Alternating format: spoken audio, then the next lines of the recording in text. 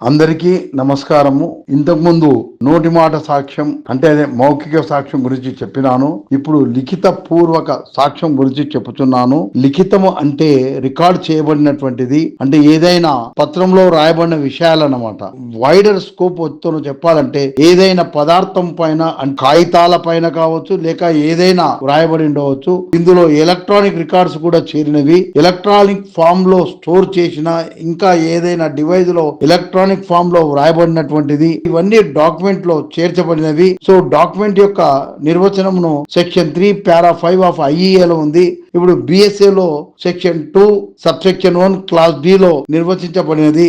ఏదైనా పదార్థం పైన వర్ణించబడినది లేదా వేరే ఏ విధంగానైనా రికార్డు చేయబడినది అంటే అక్షరములతో, అంకెలతో, గుర్తులతో లేక ఇంకా ఏదైనా పద్ధతిలో లేదా వీటిలో ఒకటి కంటే ఎక్కువ వాటితో ఒక విషయంను తెలియజేయటకై ఆ విషయంను లిఖించబడినప్పుడు ఇందులో ఎలక్ట్రానిక్ మరియు డిజిటల్ రికార్డ్స్ కూడా చేరి ఉన్నవి. సో ఇది డాక్యుమెంట్ యొక్క నిర్వచనము. ఎగ్జాంపుల్ చెప్పాలంటే ఏదైనా పదార్థం పైన వ్రాయబడినది డాక్యుమెంట్, లేదా ముద్రించబడినది లిథోగ్రాఫ్ రాతి అచ్చు, ఒక మ్యాప్ లేదా plan.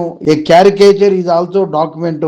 an electronic record on email, server logs, documents, ఆ ల్యాప్టాప్ ఆర్ స్మార్ట్ ఫోన్ అంటే documents on computers, laptop or smart phone, voice mail messages stored in digital devices, తర్వాత వెబ్సైట్స్, వీటన్నిటిని కూడా డాక్యుమెంట్స్ అని అంటాము. సో కోర్టు విచారణలో ఉన్నటువంటి వివాదాంశంలకు సంబంధించి పై చెప్పబడిన ఏదైనా డాక్యుమెంట్ ను కోర్టు అనుమతితో తనిఖీకై సమర్పించినప్పుడు అట్టి దాన్ని డాక్యుమెంటరీ ఎవిడెన్స్ అని అంటారు. Documentary evidence means any documents including electronic form produced before the court to prove a fact అనమాట. అది సేల్ డీడ్ కావచ్చు, లేదా ప్రామిసరీ నోట్ కావచ్చు, ఎఫ్ఐఆర్ కావచ్చు, మెడికల్ రిపోర్ట్స్ కావచ్చు, బ్యాంక్ స్టేట్మెంట్ కావచ్చు, ఈమెయిల్స్ కావచ్చు, వాట్సాప్ చాట్స్ కావచ్చు, సీసీటీవీ ఫుటేజ్ ఎట్సెట్రా.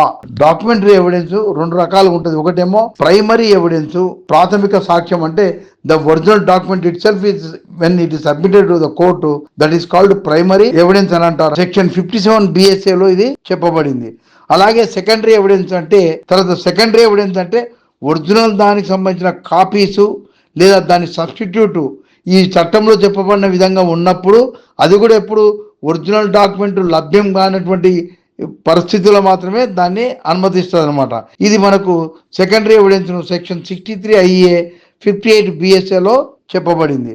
ఈ ప్రైమరీ ఎవిడెన్స్ లో ఎలక్ట్రానిక్ సంబంధించిన వివిధ ఫామ్లను ఒరిజినల్ డాక్యుమెంట్స్ అని అంటారు. ఒక ఎలక్ట్రానిక్ లేదా డిజిటల్ రికార్డు సృష్టించబడి ఉండవచ్చు లేక భద్రపరిచి ఉండవచ్చు. ఆ విధంగా భద్రపరచడం అనేది ఏకకాలంలో అనేక ఫైల్స్ గా ఉండొచ్చు. అటువంటి సందర్భంలో ప్రతి ఫైల్ ఒక ప్రాథమిక సాక్ష్యంగా పరిగణింపబడుతుంది. ఒక ఎలక్ట్రానిక్ లేదా డిజిటల్ రికార్డు ఎవరి ఆధీనంలో ఉండవలెనో వారి ద్వారా దాఖలు కాబడి ఉన్నప్పుడు అటువంటి సందర్భాలలో సదర్ ఎలక్ట్రానిక్ లేక డిజిటల్ రికార్డు ప్రాథమిక సాక్ష్యంగా పరిగణించబడుతుంది. సో అలాగే వీడియో రికార్డింగ్ ఏకకాలంలో ఎలక్ట్రానిక్ రూపంలో భద్రపరచబడి మరొకరికి ట్రాన్స్మిట్ లేదా బ్రాడ్కాస్ట్ చేయబడి ఉండవచ్చును, లేక అదే సమయంలో మరొకరికి బదలాయించబడి ఉండవచ్చును. అటువంటి సందర్భంలో భద్రపరిచిన ప్రతి రికార్డింగ్ దీనికదే ప్రాథమిక సాక్ష్యంగా పరిగణింపబడుతుంది. మనం ఇంకోటి చెప్పాలంటే ఒక ఎలక్ట్రానిక్ లేదా డిజిటల్ రికార్డు ఒక కంప్యూటర్ రిసోర్స్ లో ఒకటి కన్నా ఎక్కువ ప్రదేశాలు భద్రపరచబడినప్పుడు అటువంటి సందర్భాల్లో ప్రతి ఆటోమేటిక్ స్టోరేజ్ ఒక ప్రాథమిక సాక్ష్యంగా పరిగణింపబడుతుంది.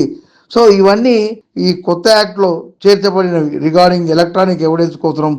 అంటే ప్రైమరీ ఎవిడెన్స్ ఎలక్ట్రానిక్ మ్యాటర్ లో ఎట్లా ఉంటుంది అనేది కూడా ఈ యొక్క దాంట్లో అన్ని వివరణ చేపట్టబడింది.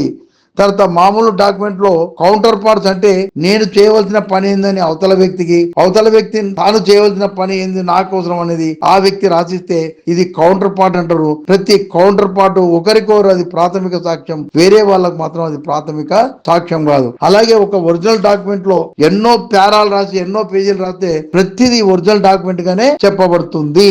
కనుక ఇప్పుడు సపోజ్ ఇద్దరు పార్ట్నర్స్ ఒక అగ్రిమెంట్ రాసుకున్నారు ఇద్దరి మధ్యన, అది ఒకటే కాగితం ఉండి ఇంకొకటి జిరాక్స్ ఉంటే జిరాక్స్ ఒరిజినల్ కాదు, అది చెల్లదు. కానీ ఇద్దరు రెండు కాగితాలు రాసుకొని ఇద్దరు సంతకాలు చేస్తే అది కూడా ఒరిజినల్ గా చెప్పబడుతుంది, ఇద్దరివి ఒరిజినల్ డాక్యుమెంట్స్ కూడా చెప్పబడుతుంది. మనకు భారతీయ సాక్ష్య అధినియంలో సెకండరీ ఎవిడెన్స్ అని ఏ దాన్ని అంటారు అనేది కూడా దీనిలో చెప్పబడింది. ఈ సెక్షన్ లో ఇతర నిబంధనల కింద ఇవ్వబడిన సర్టిఫైడ్ కాపీలు, అంటే ఏదైనా చట్టం ఉన్నప్పుడు ఆ చట్టంలో ఒరిజినల్ డాక్యుమెంట్స్ కు బదులు సర్టిఫైడ్ కాపీస్ ఇవ్వచ్చు, అంటే దాన్ని సర్టిఫైడ్ కాపీని కూడా సెకండరీ ఎవిడెన్స్ అని అంటారు. ఇప్పుడు గవర్నమెంట్ ఆఫీస్ లో ఎంఆర్ఓ ఆఫీస్ పోయి నా పహాని పత్రిక ఇవ్వమని అంటే అతను పహాని పత్రిక ఒరిజినల్ చించి దాన్ని సర్టిఫైడ్ కాపీ చేసి ఇస్తాడు కనుక అది చట్ట ప్రకారం అది అనుమతించబడింది కనుక ఆ సర్టిఫైడ్ కాపీని సెకండరీ ఎవిడెన్స్ అంటారు. కోర్టు కూడా దాన్ని పరిగణలోకి తీసుకుంటుంది అనమాట. అలాగే మూల ప్రతి నుండి మెకానికల్ ప్రాసెస్ ద్వారా తీయబడిన కాపీలు, అంటే మెయిన్ కాపీ ఏదైతే ఉందో దాంతో సరిపోల్చబడినప్పుడు ఉంటే ఆ కాపీలను కూడా సెకండరీ ఎవిడెన్స్ అని అంటారు. ట్రూ కాపీ అని రాపిస్తాం మనం, ఒరిజినల్ ను సరిపోల్చి చూసిన రెండో ఒకటిగా ఉన్నది అని చెప్పి గెస్ట్ సంతకం చేస్తే అది కూడా సెకండరీ ఎవిడెన్స్ కింద వస్తుంది. ఒక డాక్యుమెంట్ చూసి ఉండి అందులో ఉన్న విషయాలను నోటి మాటలతో చెప్తే అది కూడా సెకండరీ ఎవిడెన్స్ కింద వస్తుంది అనమాట. మౌఖిక అంగీకార ప్రకటనలు, లిఖిత పూర్వ అంగీకార ప్రకటనలు ఇవన్నీ సెకండరీ ఎవిడెన్స్ గా వస్తాయి అనమాట. మనం ఇంతకుముందే చెప్పినాం, ఎప్పుడైనా సెకండరీ ఎవిడెన్స్ కోర్టు అనుమతించాలంటే ఈ చట్టంలో చెప్పబడింది సెక్షన్ 60 భారతీయ సాక్ష్యాధీనంలో సెకండరీ సాక్ష్యం స్వీకరించే సందర్భాలు ఏంటి, ఒక పత్రము లేదా డాక్యుమెంట్ మూల ప్రతి ఎవరికి వ్యతిరేకంగా ఉద్దేశింపబడినదో ఆ డాక్యుమెంట్ యొక్క మూల ప్రతి అతని వద్దనే ఉన్న సందర్భంలో, అందుబాటులో లేని వ్యక్తి ఆధీనంలో గాని న్యాయస్థానంలో అందుబాటులో లేని వ్యక్తి ఆధీనంలో ఉన్న సందర్భంలో ఆ వ్యక్తి ఈ యొక్క భారతీయ సాక్ష్య అధినియం ప్రకారం నోటీస్ ఇచ్చి ప్రొడ్యూస్ చేయకపోతే అప్పుడు మనం దానికి సంబంధించి సెకండరీ ఎవిడెన్స్ కూడా ఉపయోగించుకోవచ్చు అనమాట. డాక్యుమెంట్లు కనబడకుండా పోవడం, ధ్వంసం కావడం, లేక డాక్యుమెంట్లు అంశాలపై సాక్ష్యం చెప్పాల్సిన వ్యక్తి నిర్ణీత సమయంలో రాలేకపోయినప్పుడు లేదా చాలా ఆలస్యంకు కారణం అవుతుందంటే అలాంటి సందర్భంలో కూడా కోర్టు వారు అనుమతిస్తారు. అలాగే ఒరిజినల్ డాక్యుమెంట్ ఒకవేళ పబ్లిక్ డాక్యుమెంట్ ఉంటే సెక్షన్ 74 ప్రకారం మనకు సెకండరీ ఎవిడెన్స్ ను అనుమతిస్తారు. శాసనావకాశం కల్పిస్తున్న సందర్భాల్లో కూడా దాన్ని సెకండరీ ఎవిడెన్స్ గా స్వీకరిస్తారు అనమాట. ఈ సెక్షన్ ప్రకారం మనకి ఏం తెలిసిపోయిందంటే 7 సందర్భాలలో మాత్రమే సెకండరీ సాక్ష్యమును స్వీకరించవచ్చును అని ఈ సెక్షన్ క్లియర్ గా తెలియజేస్తుంది. అంతేకాక ఆ సెకండరీ సాక్ష్యం ఏ విధంగా లేక ఏ రూపంలో ఉండాలనో కూడా ఈ సెక్షన్ లో స్పష్టం చేసింది. ఈ విధంగా తప్ప మరి వేరే ఏ విధంగా ఉన్న సెకండరీ సాక్ష్యాన్ని న్యాయస్థానాలు అంగీకరించవు. మనకు ఈ యొక్క ఎలక్ట్రానిక్ సంబంధించిన రికార్డును సాక్ష్యంగా పరిగణించవాలంటే, ఎందుకంటే మనం ఒరిజినల్ డాక్యుమెంట్ ను తీసుకురావాలి. ఒక సీసీటీవీ ఫుటేజ్ లో ఉంది, ఆ సీసీటీవీ ఫుటేజ్ తీసుకొని మనం ఎఫ్ఎస్ఎల్కి పంపించి అన్నిట్లో చేయలేము కనుక దానిలో ఉన్న విషయాన్ని రిట్రీవ్ చేసి కూడా మనము దాని యొక్క నకలు తీయవచ్చు. అయితే అలాంటి సందర్భంలో మనకు భారతీయ సాక్ష్య అధినియంలో షెడ్యూల్లో చెప్పబడింది part A section 63 subsection 4 clause C ప్రకారము దాని మీద అజమాయిషి ఉన్న వ్యక్తి కానీ ఓనర్ కానీ దానికి సంబంధించిన టెక్నీషియన్ కానీ ఆ యొక్క ఇన్ఫర్మేషన్ రిట్రీవ్ చేసి మనం షెడ్యూల్లో పార్ట్ ఏ ప్రకారం ఒక సర్టిఫికేట్ ఇష్యూ చేస్తే దాన్ని సెకండరీ ఎవిడెన్స్ గా స్వీకరించబడుతుంది.